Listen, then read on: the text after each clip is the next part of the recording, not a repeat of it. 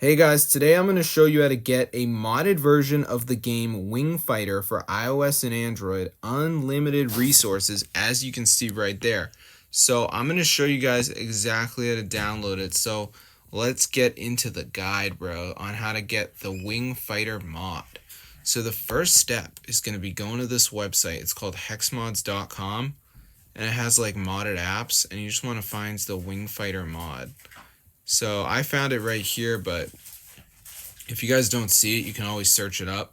So anyway, now we're going to go ahead and press on it and wait for it to load. And then we're going to press the download button. You can see right there we get unlimited diamonds. That's super cool.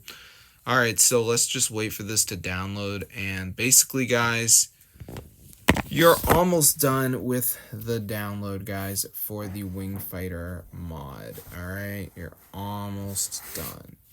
So basically, before it downloads, you are going to have to do a verification. And I know what you guys are thinking. What is a verification? Well, the verification step is where we have to download 2 apps and complete the instructions. They're from the App Store. They're completely free.